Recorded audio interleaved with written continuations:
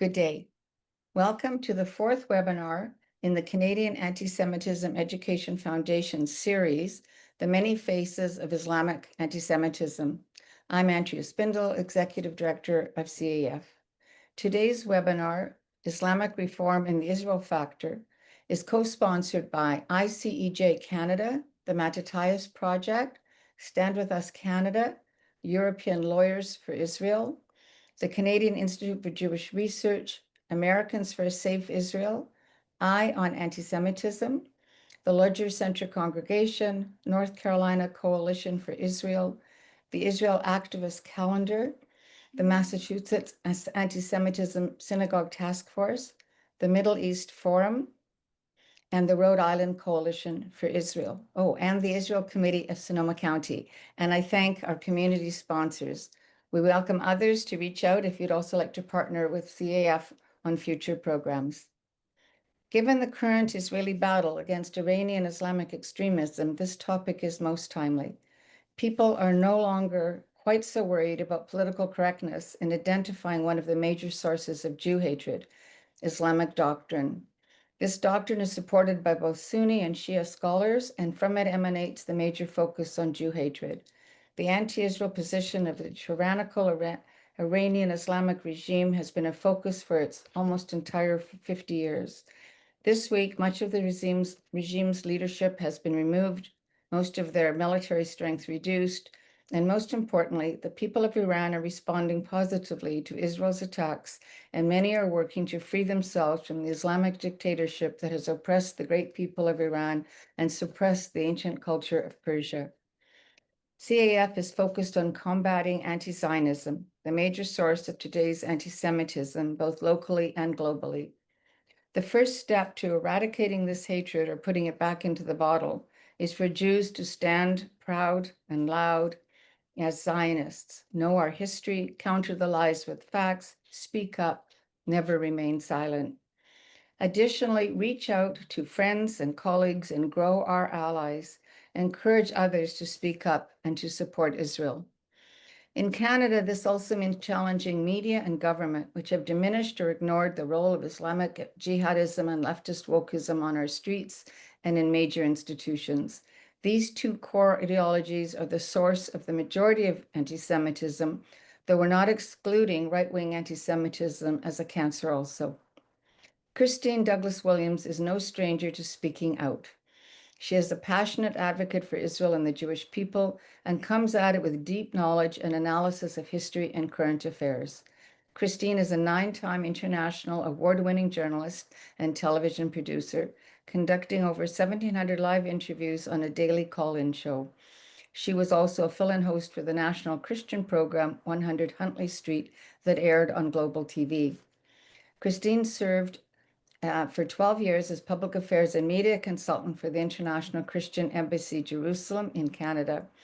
She was a federally appointed director of the Canada Race Relations Foundation and a former appointee to the Office of Religious Freedom in the Department of Foreign Affairs before the government shut down that office.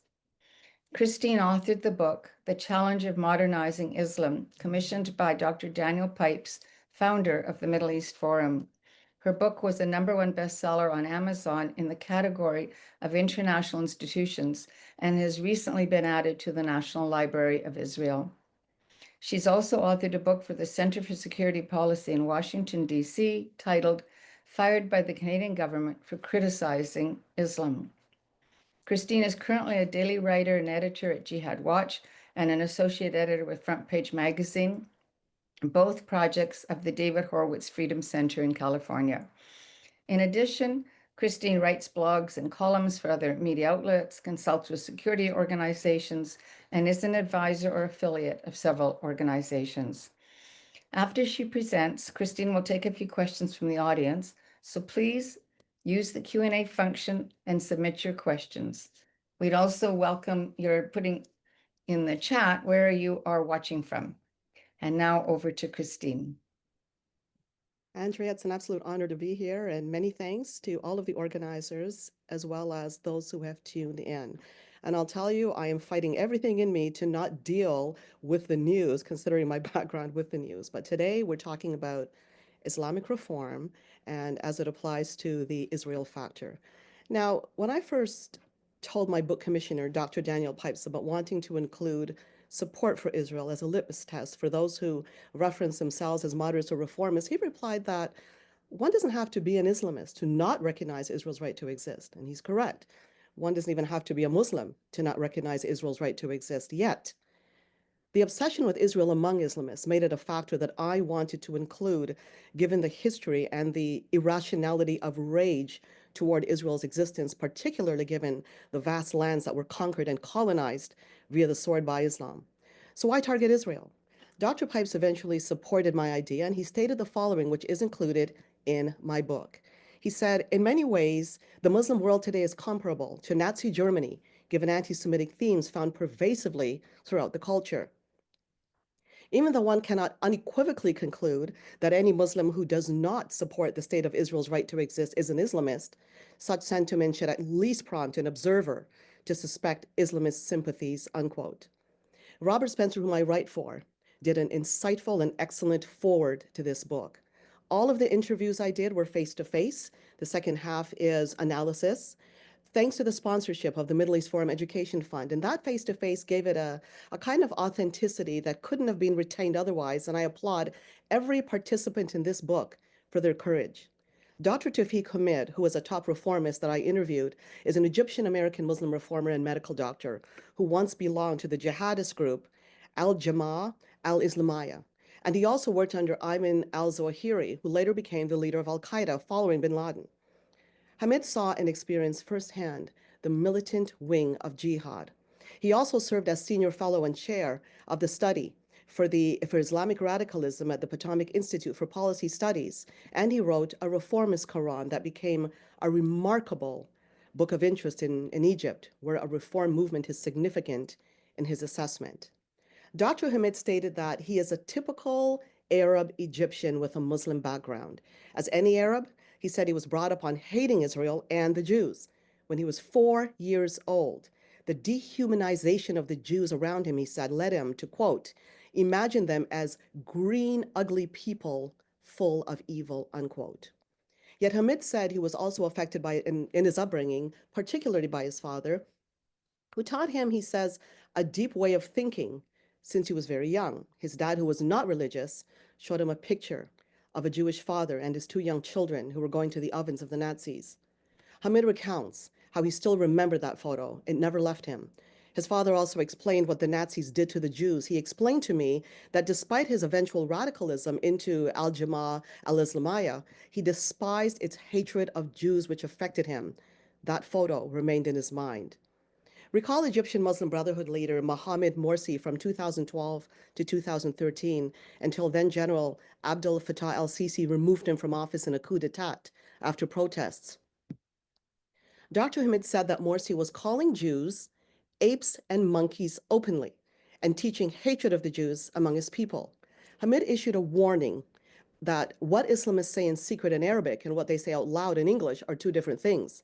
Hamid once challenged a scholar right in front of an audience who actually, this scholar was described as a moderate imam in Dearborn, Michigan. He asked him if he would mind inviting him and some Jewish friends to his mosque at Friday prayer and whether he'll say out loud in front of an audience that Jews are not pigs and monkeys, but the scholar did not say one word. This man was pretending to be moderate, but he will not answer open questions in public. Any excuses for answering open questions in public is a red flag. We need to understand the strategic thinking of Islamists. Secret Islamists will use you as a step in their tactics by making promises. And Hamid also warned that we in the West end up helping them destroy us. On Israel, he warned that Islamists can lie and deceive about their belief in Israel's right to exist, and that a better litmus test is their justification for attacking innocent Israeli civilians. I'll give you an example. Saudi Arabia, Qatar, and Iran came out on the actual day of October 7th and condemned Israel for the occupation that they said caused the attack. A good question to broadly pose to individuals is whether they believe in pre-67 borders also, and why or why not, aka the Auschwitz borders, for a reason. Some other noteworthy points. Noni Darwish, an Egyptian American human rights activist, says, Few people in the Western media are alarmed or even care to expose this dreadful dark side of Islam's obsession, she says, with Jew hatred. To the average Muslim, routinely cursing Jews in mosques feels normal and even holy. Dr. Andrew Bostom has written a book about Islamic Jew hatred, as many of you know. So, what first interested me in this whole topic as a broadcast journalist and writer? A long time ago, nearly 20 years ago, in fact, I was conducting a live TV interview with Tariq Fatah, Rahil Raza, and Farzana Hassan. Tariq made a statement about the cursing and Jew hatred being preached against Jews, Christians in our country, right on our soil. I was shocked at the time, and I'll admit, immediately skeptical. Then I glanced over at Rahil and then Farzana. Well, they didn't look surprised. That led me on an investigation with more shows than writing. There's something Dr. Zudi Jasser told me, another interviewee in my book. In fact, he was the first. He said that, very critical, normative Islam is Islamism, and it needs, quote, tons of reform. Islamists justify hating Jews because they claim that Jews betrayed Muhammad when he made his flight from Mecca to Medina and he was rejected by Jewish tribes. Most of you likely know the law of abrogation in Islamic law. That is, the latter verses abrogate the earlier verses. Discussions about people of the book may be well meaning and about Islam's acceptance of Jews, etc. But those were the earlier verses of the Quran before Muhammad went to Medina, where he was rejected by prominent Jewish tribes after trying to get them to follow him. Hundreds of members of these tribes were subsequently beheaded, and very negative words were then said about the Jews thereafter, about their disobedience to Allah, as recorded in the Quran and the Hadiths. It's also explained in the Constitution of Medina, as recorded in the Hadiths, Al-Bukhari 53:392. So in the first Mecca part of the Quran, the Torah is described as containing guidance and light. Quran 5:44, and Jews were called a righteous people. Quran 6, 153 to 154, who excelled the nations, 45:16. When the Jews refused to convert to Islam, the Jews became, in Muhammad's view, and that of the Quran, the most intense of the people in animosity toward Muslims, Quran 5:82. As an aside, why is it important to understand Islamic texts when discussing mainstream or normative Islam? Because it is what drives the Sharia. It is what drives the structure of Islamist stealth and violent, from state leaders to the unsophisticated barbarians like Hamas, Al-Qaeda, Al-Shabaab, and the like. We need to abandon the thinking that everyone in the world thinks like us in the West. It's harmful, egocentric, and costly, no matter how well-meaning, because it takes you along a path of not knowing enemies. And wise words from the Hebrew Bible: my people are destroyed for lack of knowledge, in Hosea. Muslims who choose to embrace Jews are in violation of the Sharia, thankfully. Reformists instead challenge it. Some words to note about Jew hatred in Islam. On November 23, 1937, Saudi Arabia's first king and founder, Ibn Saud, told British Colonel H.R.P. Dixon, quote, "Our hatred of the Jews dates from God's condemnation of them for their persecution and rejection of Isa, Jesus, and their subsequent rejection of his chosen people, his chosen prophet, Muhammad." He continued that, quote, "For a Muslim to kill a Jew or for him to be killed by a Jew ensures him an immediate entry into heaven and into the august presence of God Almighty." When Hitler introduced the Nuremberg laws in 1935, he received congratulatory telegrams from throughout the Arab world.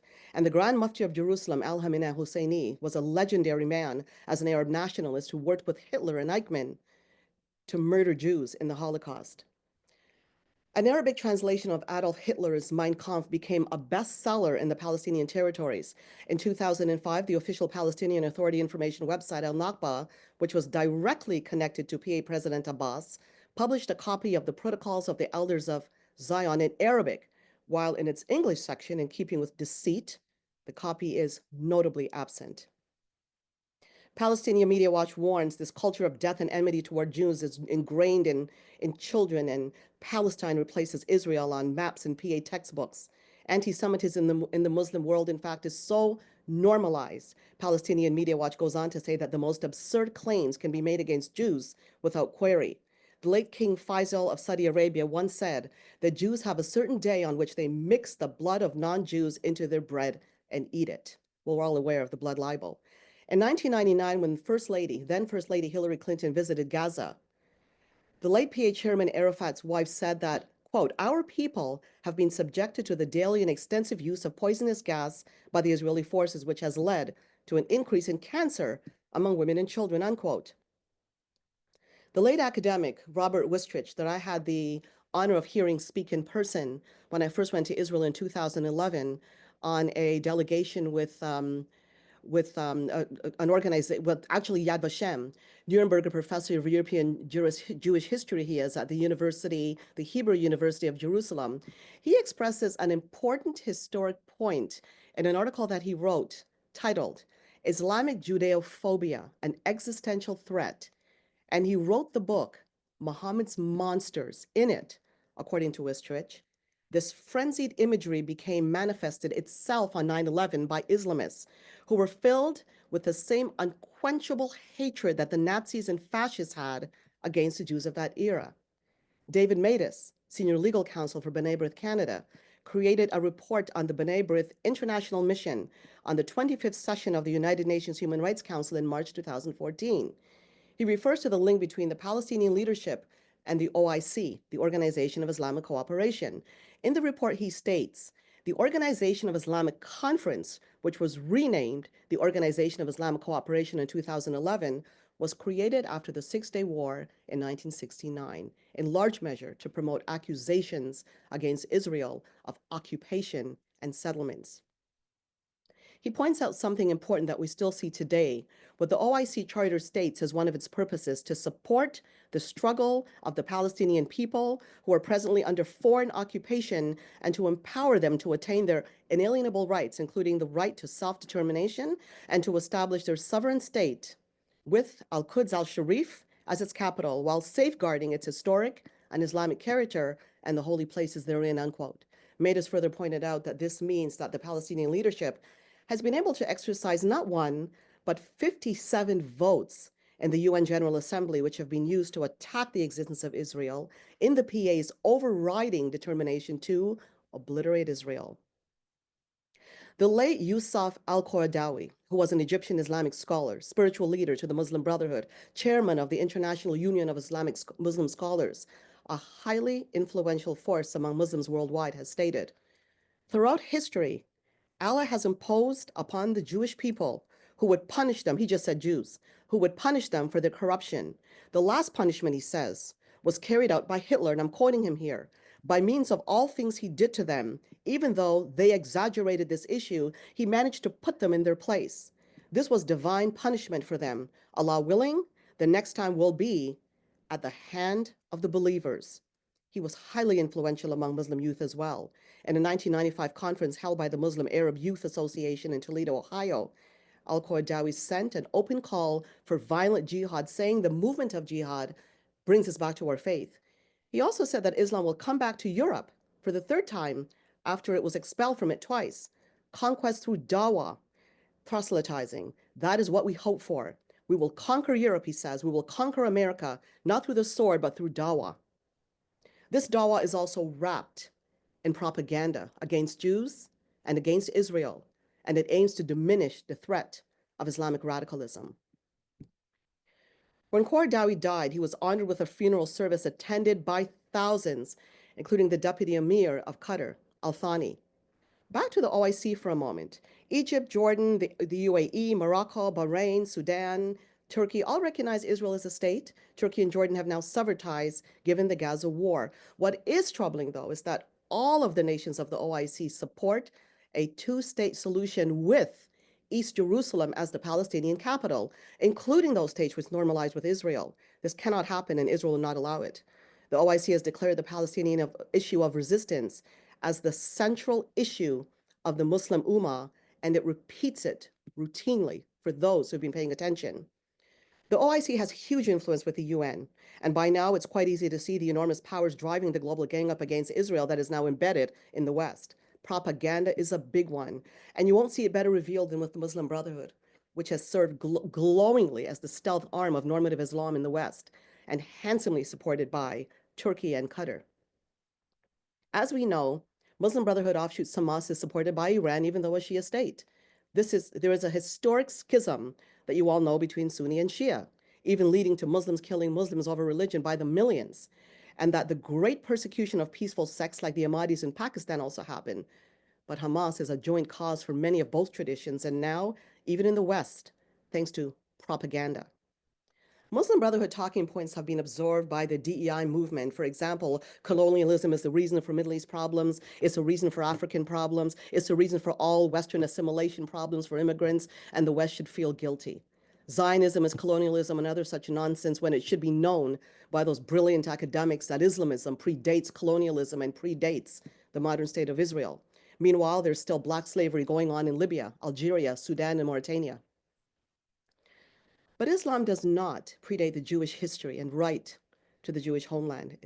It is good to also remember that Muslim Brotherhood arrived in the region called then Mandate Palestine upon its establishment in 1928, long before the founding of the State of Israel. In fact, after the Ottoman Empire, a reactionary movement known as Pan-Islamism was born, which was intended to shore up the ramparts against economic and ideological penetration. Post-Ottoman states met with one failure upon another. When Hassan al-Banna formed the Muslim Brotherhood in 28, it provided a needed paradigm that married Islam's religious conservatism with political activism, with the goal of restoring the lapsed fortunes of the Islamic world. The Muslim Brotherhood was, and it remains cunning in its presentation of a democratic structure, and it succeeded in penetrating Western countries. Characteristic is its ideology of jihad, which is progressive, seemingly subtle, in fact, and stealth on one hand, but as we know with Hamas, very aggressive. So it's chameleon-like, depending on where it operates. To say that the Palestinian resistance against the Jewish state of Israel has nothing to do with Islam is lack of knowledge about history at best, deceptive at worst. Al-Banna's brother, Abdul al-Rahman al-Banna, aided the establishment of the Muslim Brotherhood in Mandatory Palestine. Many of you have heard of the Holy Land Foundation trial. Briefly explaining, it was the largest terrorism funding trial in the history of America in 2009. It identified unindicted co-conspirators to Muslim Brotherhood and Hamas. You'll do well to look up that list and all of its offshoots. It exposed the inner workings and expansive networks of the Muslim Brotherhood in America and beyond, and its ability to infiltrate. With this infiltration comes intensive Jew hatred and the fanning of propaganda everywhere in Western societies. Also, among the documents in the hands of federal prosecutors in the Holy Land Foundation trial was a file simply called The Project, which outlined methods to invade the West culturally. It much resembles the explanatory memorandum on the general strategic goal of the Muslim Brotherhood in North America. This document pointed to a possible relationship at the time between Muslim Brotherhood and Hamas entities in the U.S., and that of the defunct Al-Taqwa Bank of Lugano, headed by Muslim Brotherhood figures Yosef Nada and Galib Himmet. It was recovered in a raid by Swiss authorities 2 months after 9/11. The Al-Taqwa Bank, based on principles of Sharia finance, had a shareholder list that included many Muslim Brotherhood figures, including the family of global Muslim Brotherhood leader and spiritual advisor, as I mentioned earlier, Al-Qaradawi, who also served as the bank's Sharia advisor. The Associated Press also discovered a document in Timbuktu in January 2013 that revealed Al-Qaeda in the Islamic Maghreb strategy in northern Mali. The document calls for a gentler, kinder Al-Qaeda. It was reportedly part of a confidential letter from the emir of the Al-Qaeda in the Islamic Maghreb, Abdul Malik Drukal, to his lieutenants in the Sahara. That document was highly sophisticated. It would be difficult to distinguish it from the Muslim Brotherhood memorandum. Drukal, by the way, was taken out by the French a few years ago. Beware of those who deceive you. The violent and stealth wing of jihad are interconnected with propaganda used by both. We now see movements connected to Muslim Brotherhood, to the PFLP, all waving the Palestinian resistance from the Jordan River to the Mediterranean Sea in our faces, shouting, globalize the Intifada. This was in the works for years, but the West, unfortunately, ignored it. Moderates, reformist Christians, Jews, Hindus, everybody need to fight this monster of a goal, this destroy Israel goal, this new anti-Semitism wrapped in a package of social justice. The ultimate goal does not stop at annihilating Israel from the river to the sea. Its goal is global conquest. This is why the West should be supporting Israel as well. It's quite horrific, in fact, to see Israel take on the lion's share of this battle just because of where it's situated. Recognizing moderates, reformists, isn't an easy task. It's difficult enough with the task of trying to recognize when your own kids sometimes are telling the truth, far more trying to decipher who's an Islamist. But the signs eventually appear. I've already discussed many of them, but there are nuances. For example, figuring out deceit versus a human protection of one's faith is quite different. Inside Egypt and Saudi Arabia are powerful reformist movements. In fact, virtually every Muslim country, including Iran. Saudi Arabia is an interesting example to note since it's highly contradictory. And yes, I'm told that a reformist movement is also going on there and it's strong from within. And this may be part responsible for certain contradictions, but so are deceptions. It's noteworthy, however, that Saudi Arabia is known as a Salafist state. What is less known is the Islamic jurisprudence that Saudi Arabia follows as the keeper of Sunni Islam. There are four schools of Islamic jurisprudence in the Sunni tradition: Hanbali, Hanafi, Shafi'i, and Maliki. For Sunnis, the Hanbali is the strictest form of Islam. Saudi Arabia and Qatar follow this school of jurisprudence, but it's quite liberal in commercial matters, which fools people. Amnesty International just reported in Saudi Arabia that it has worsened in conditions there with its oppression of dissidents and treatment of women, as well as punishments like beheadings and cuttings. So whatever it's telling the outside world, it's not being backed up by Amnesty International reports, nor by what it came out and said on October 7th, nor by its support of a two-state solution and East Jerusalem as the Palestinian capital. This is bad news for reform, but it does not mean that reform isn't happening from within. People are instruments of any religion, and given the internet, combined with dissident and reformist movements within, there's unpredictability, and I'll address that soon. So how else do you recognize reformists? First of all, reformists are not moderates.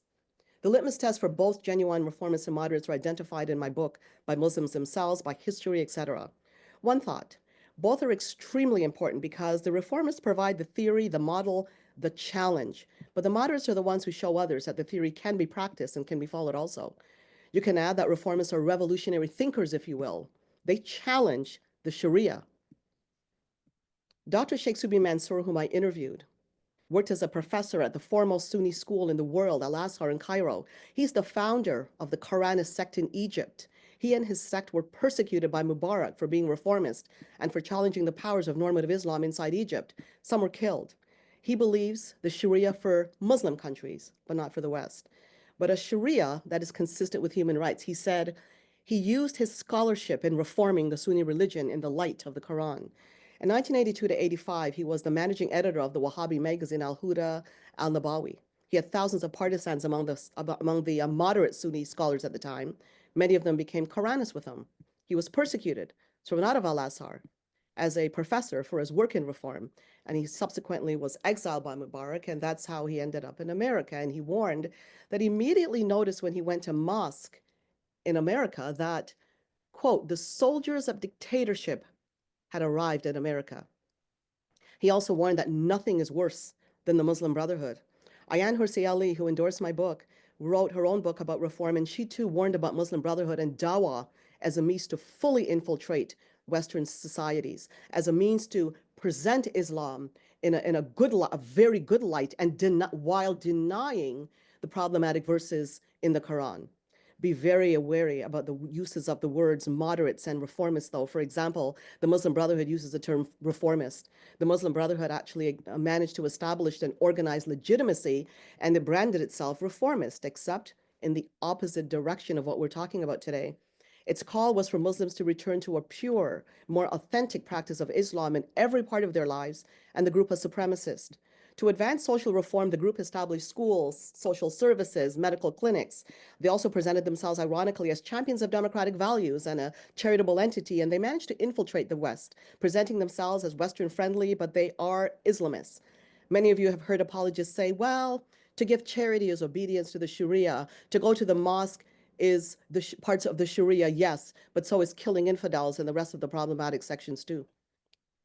Beware of deceivers, and I have discussed it. It comes from a concept of al-taqiyya, or dissimulation, enshrined in Islam to expand Islam or cushion it from attack. There's also a concept called al-wala wal-bara, or complete disavowal of the infidel. Another concept, Zuhdi Jasser discussed, Dar al-Harb, the house of war, versus the house of Islam. The house of Islam where Islam has already conquered. Clearly the West and Israel are under Dar al-Harb, and the goal is to make it Dar al-Islam. The doctrines coming out of normative Islamic institutions, from political to education to the violent, as we see with ISIS, Al Qaeda, Hamas, and other such groups, they're all under Islamism and they all work in tandem. One of the biggest scholars among the violent was Abu Bakr al Baghdadi, of which the Washington Post accidentally put their foots in their mouths by referencing him as an austere religious scholar. The problem is he was of normative Islam. Reform is a confrontation of normative Islam to bring it into an age of modernity and to challenge verses that are not aligned with human rights. The Hebrew Bible prescribes stoning for certain sins as an example. Does the one Jewish state in the world do it? No. Jews don't stone for sins. That's long gone. Many Muslims want to see stonings and add beatings, beheadings, and other abuses gone too, and Jew hatred.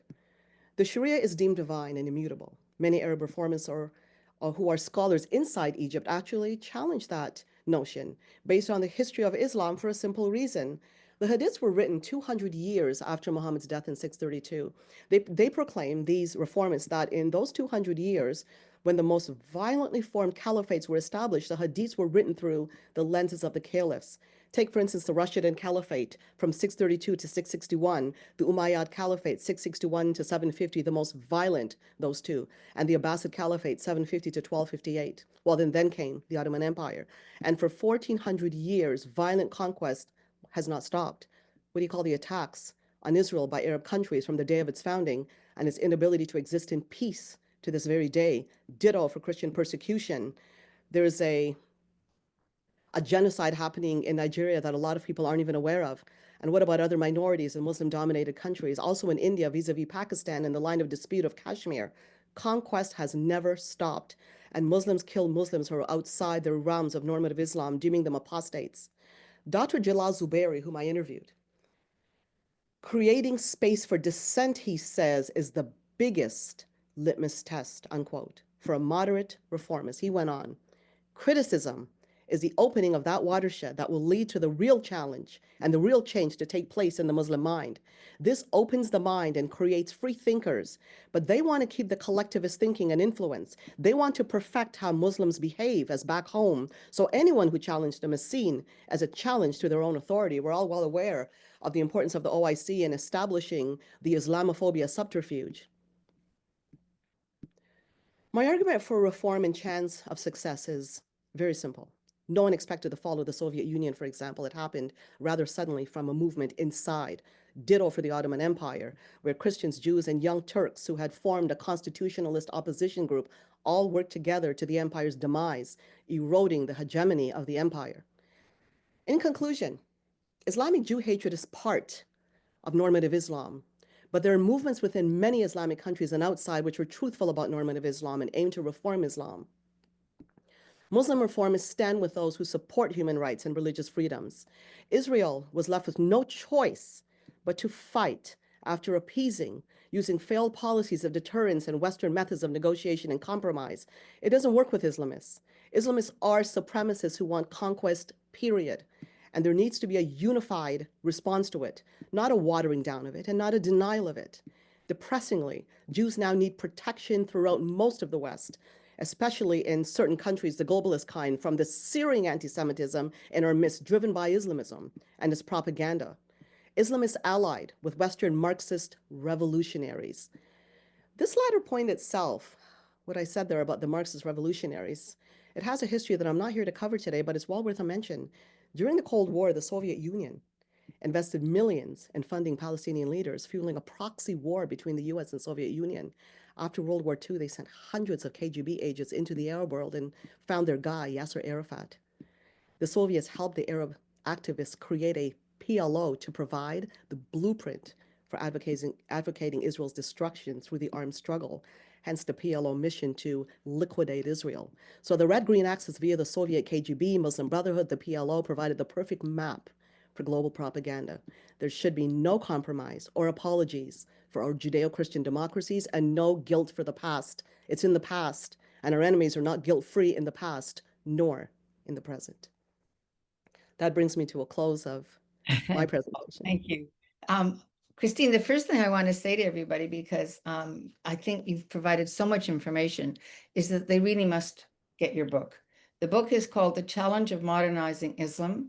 And although I had read much and talked to many people, really, I found your book the most enlightening. First of all, because it's an easy read and it's full of information, it's packed with information, and you're quoting people who are themselves stated moderates or reformers who explain what they're living through, what they grew up with, and how it could be changed. So that's on the positive side. On the other, your analysis takes us very deep into the difficulty of dealing with Islam on a global scale. So that leads me to a couple of questions. I think that one of the things that we experience in the West is fear of offense. And it seems to me that we've kept ourselves quiet, being politically correct for a very, very long time. I think it's like lightening up a little bit because I am reading articles that use the word Islam, which they didn't before, to say this is Islam or Islamism or Islamic in its intent. Do you see that change having any repercussions? Will it get in? Will the media start to identify, for example, that we're fighting a war against Islamism? That's a very good question, Andrea. First of all, I'll say that this whole notion of offense and this Islamophobia subterfuge, as I called it, it was conjured up by the OIC, and I mentioned some of that in my presentation. It was precisely intended to shut down criticism of Islam, and you have to understand that within Islam, it is a grave offense to criticize Islam and to offend Muhammad and the religion. It's deemed to be blasphemy. So that was transported to the West, partly through immigration, partly through Western guilt. I've mentioned at the end that the KGB was responsible for what happened in the Palestinian territories there and the propaganda, and they are aces in propaganda, and so is the Muslim Brotherhood. So it wasn't easy to make the West feel guilty by all their past sins of colonialism, slavery, and the whole bit. And this is what perpetuated in the West, this guilt that is now part of us. I mean, we're still talking about reparations for those in Africa and so forth. The guilt is endless. We have to come to that point, and I think we are, as you stated. We're getting to see what's really going on. We saw what happened on October 7th. We're starting to realize this is just not only the Jews, this is also infidels, period. And it's sad to say because those who are on the front line of this battle, we wear, and I'm one of them, wear the scars of offending Islamists. And I once told a colleague of mine, this is going to end up worse. This colleague was upset about the slamming that he receives, and I said, look, this is very bad, but you're taking it like a soldier. You're taking it as a personal sacrifice because it will eventually go out and it will start to target people in mainstream society, which we saw October 7th, and we saw it transported to the West. It's only a matter of time before it gets worse. I mentioned about Muslim Brotherhood and how it tends to progress. The Muslim Brotherhood and their rules for engagement goes from stealth all the way to violence. So when numbers start increasing, we start seeing more and more and more violence till conquest finally happens. Now, So how I do we do see this getting better, but also getting worse before it gets better. Well, how do you explain that the Muslim Brotherhood has only been listed as a terrorist organization in one country that I'm aware of in the West, Austria, but it is listed in some of the Arab countries. But in most of the West, knowing everything that we know that's been documented, that you've presented, why is it that they're not being challenged? And they operate through cultural institutions, academic institutions, political positions, but there's no challenge. Andrea, I've had this very difficult discussion with some of the top levels of national security, even in the States, and this is the answer that I got, that to make the Muslim Brotherhood terrorists, to designate them terrorists, is a very complex phenomena. Take, for instance, the Holy Land Foundation trial, where you have unindicted co-conspirators. That is being fought as we speak. If you were to designate the Muslim Brotherhood terrorists, that means all of its associates and its affiliates are now culpable for their actions. It is so heavily intertwined into Western society. Even from my point of view, I wouldn't know where to begin.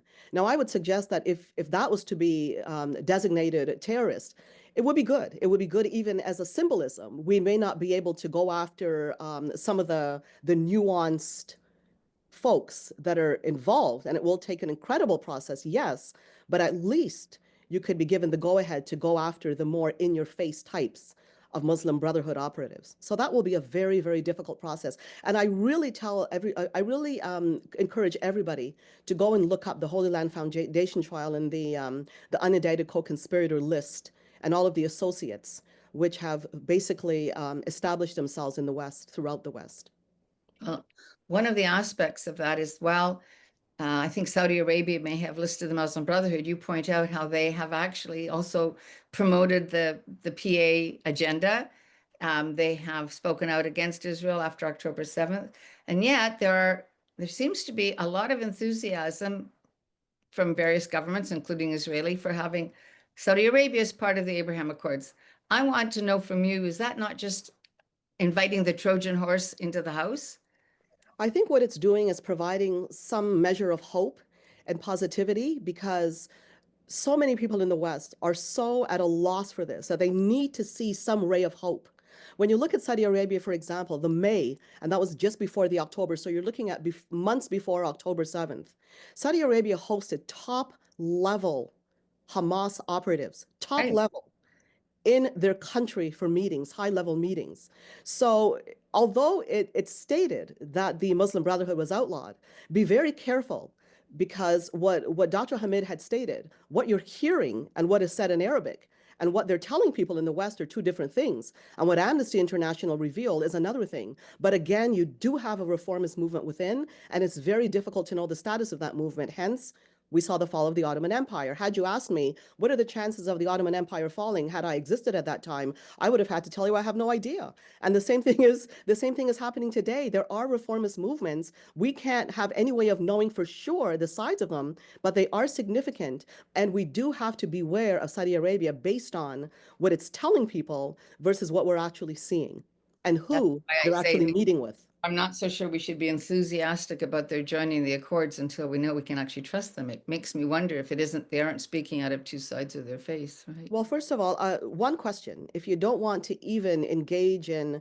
the complexity of trying to judge Saudi Arabia, so to speak, ask yourself the question, are you really comfortable with a two-state solution based on East Jerusalem being the capital of Israel and on pre-67 borders? Ask yourself those very basic questions, and that should give you the answer that you need. Can you talk about the Muslim Brotherhood's influence in the education system here? I understand that, well, first of all, you mentioned a study of all the mosques in the US found that they were all aligned with the Quran, the strict interpretation of the Quran. I'm assuming that's probably true here in Canada, though I don't know if anybody's done a study of it. But I do know there are Islamic schools associated with many mosques at all levels, including high school. And there's recently, as you probably know, a planned opening of an Islamic college here in the fall. Are we to be concerned that these kids are all being given this horrible education that they should hate the Jews, the West, and everybody else? We are to be very concerned. If you look at If you look at the memorandum for the Muslim Brotherhood, it talks about infiltrating every single layer of Western society, the education system, the social system, the governments, the media, and so forth. So it has embedded itself, it has wriggled itself into every aspect of the West. And when DEI took off the way it did, it took off in the name of kindness. Remember the kinder, gentler Al Qaeda that I mentioned? It's a similar thing. There's nothing kind and gentle about it. It's all propaganda. And it's taken root in the West so that there are many individuals who belong to the social justice warrior camp who are sincere and they really believe they're doing a good, but they don't understand the history. They don't know about the Muslim Brotherhood. They don't even know about the KGB and its influence in the territories. So that kids that are going to school today, they're being indoctrinated in every which way that we just embrace anybody. Once they want to be your friend, you embrace them. And this propaganda has found itself instilled in the Western mind. Fortunately, there are those like yourself and like many watching who have not fallen for it because they look at the writing on the wall, they see the evidence, and they're not easily fooled. Can you talk a little bit about where you think we are with the reform movement? For example, are there scholars developing a reform version of the Quran, something from which you could teach others? Yes, in fact, Dr. Tawfiq Hamid created one. He did the original verses and he provided an option for what Muslims can use to get some kind of enlightenment from. You've had great thinkers that studied Islam and determined that it has been a source of enlightenment to many Muslims who really have nothing. They don't have a violent bone in their body, but they're inspired by their parents. They're inspired by what they know. You look at, again, I mentioned the Ahmadis in Pakistan that numbers some 1 to 4 million, and they are under severe persecution. So when you look at that whole notion of reform, yes, he created this reform Quran. And immediately when it went to Egypt, he was shocked at the hundreds of thousands of people within the first few months that had interest in it, and they wanted to learn more. We need to remember that the internet today is available to almost everybody out there. And with Starlink, well, we know what that means. Mhm. And people are now being educated more and more. And those who are living inside Islamic regimes are also oppressed. They don't like what they see. Many of them are coming out now and speaking. And there's also a fear from some of them, particularly living in these countries, of coming out and speaking because they don't only risk dangers for themselves, they also risk dangers for their families. And this is why this movement is kept underground and it's kept quite secretive. We've seen some of the dissidents in Iran. I spoke to a dissident recently and talked about the reformist movement, and she said, yes, it's very much alive. But we also have to be very careful about the word reform, as I mentioned with the Muslim Brotherhood. We've heard how Pezeshkian is reform. Well, compared to Khamenei, he is a reformist compared to him. But to us, that means nothing because he has to be Well, a puppet of the regime in order to be a leader in Iran. are sects like the Ahmadiyya or the Ismaili, are they considered reformed, is a reformed aspect of Islam? No, and the reason why is because the Ahmadis will tell you they follow a different book, the normative Islam, and that's why they're deemed apostates. Mm. Even by the state of Pakistan, they're deemed apostates. So they will tell you, because of their own version and the way they practice it, that there are no violent texts, that Islam is a religion of peace, that you have nothing to be concerned about. And when you look at that, and you do have a lot that say these things, because they're not either they're not referring to normative Islam, or they're practicing taqiyya, one or the other. We know what normative Islam is. Every scholar, every state, I mean, you have to look at it and you could see it, it's in your face. So we can't call everybody who's peaceful a reformist, no, nor every moderate, no. A reformist is a revolutionary mindset. They want to challenge the Sharia. And there's a huge movement inside Egypt. And I've read a website called Al Musliya. These are reformists. These are Egyptian scholars. And that also includes Dr. Sheikh Subi Mansour, where they have challenged what he calls the soldiers of dictatorship. They have some differing views than us. Like they believe in the Sharia law, but that's for Islamic countries, which is what they want to do. They want to do. If they want a human rights version, that's great. That's great. But in the West, we don't want to have anything to do with the Sharia. And we need to understand there's a big difference between a reformist and a peaceful moderate. Right. Okay, so here's a big one. How would you suggest people deal with the concept of Islamophobia, which shuts down conversation and actually punishes people? This is a highly personal question, and it differs as you go from person to person. I mean, they did a real, I was done a real Hackett job on being called an Islamophobe. Robert Spencer, I mean, he takes it on the chin all the time. And unfortunately, this sometimes becomes personal when people are always attacking you. So it's a highly personal thing how you choose to take that on. I wouldn't suggest, I mean, okay, if you look at it this way, if you're, and I'm going to make this physical to make to give a better understanding.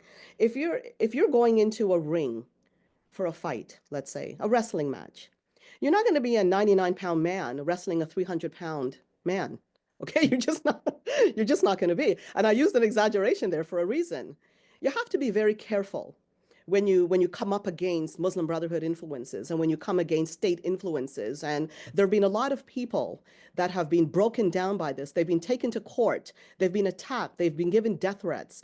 It is a calculation. You have to ask yourself, how far do I really want to go with this? But in terms of something everybody can do, we could all stand together on the positive side and support what we have as a Judeo-Christian democracy. Wave it with pride. Understand that we've come a long way since some past when we had the Japanese redress issue that we had to contend with, when we had slavery in the States and other places. There are countries still abusing human rights. The West is a country that everybody wants to come to get away from that kind of oppression. Be proud of what you have unapologetically.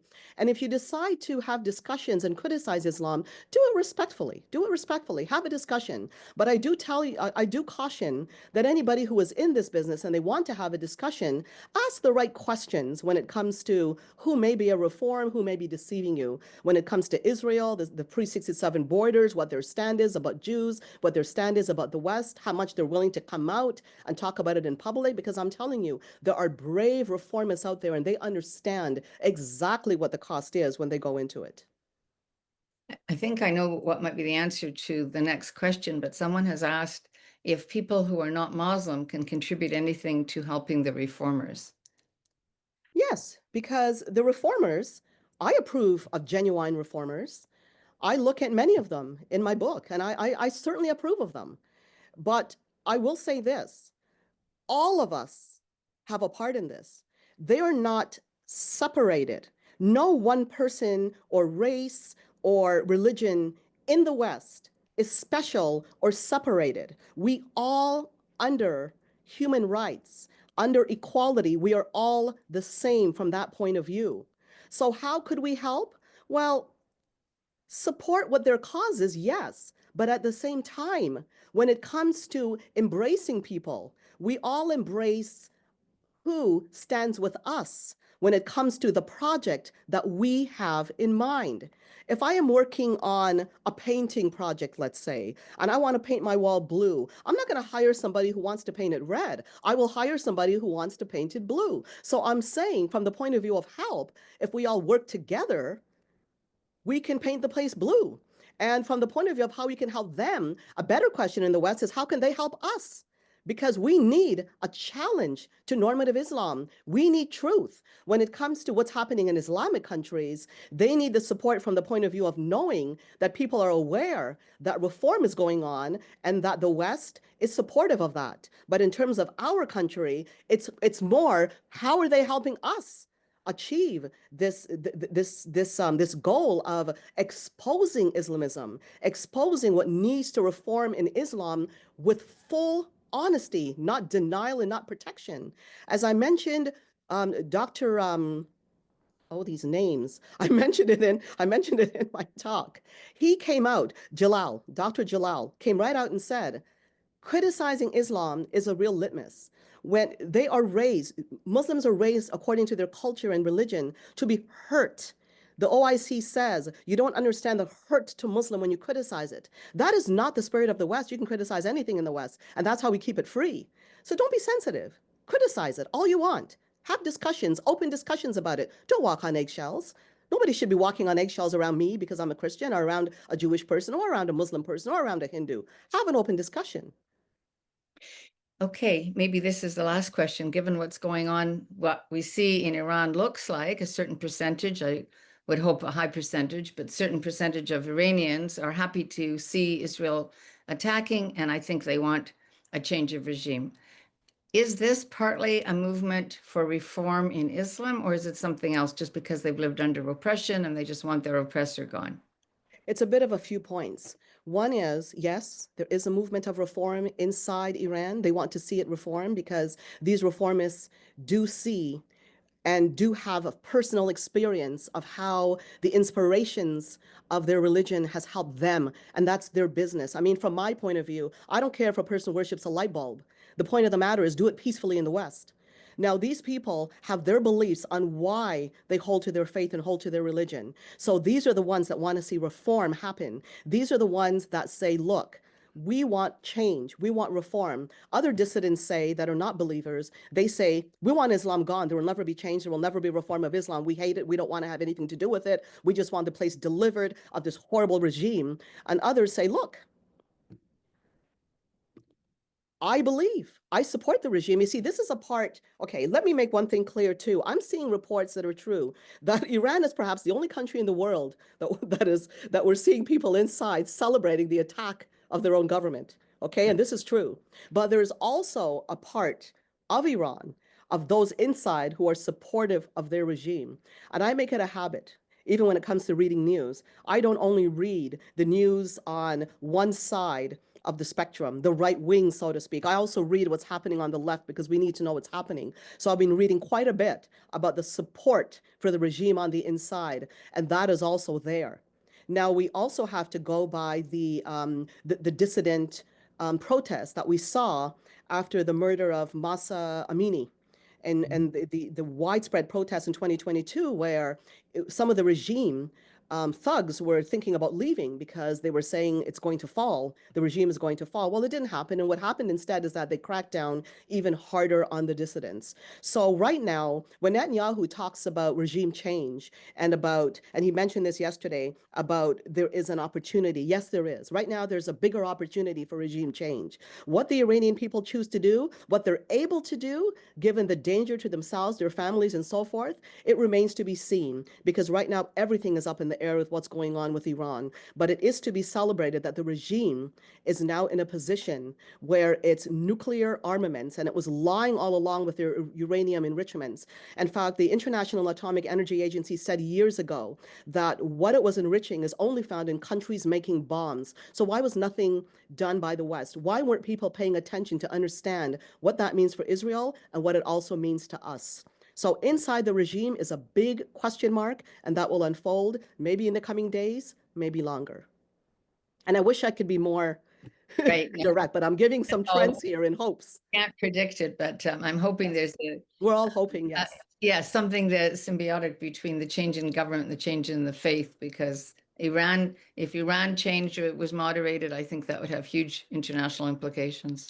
Yes, it sure So will. thank you so much, Christine. It's a pleasure speaking with you. Again, I remind everybody to check out Christine's book. I think you'll find it very enlightening. I thank you all for joining us today and hope you'll join us again for our next webinar. I wish everybody well. Take care. All the best in everything you're doing, Andrea. Thank you. Thanks, everybody. And thanks to our many sponsors. We very much appreciate your support.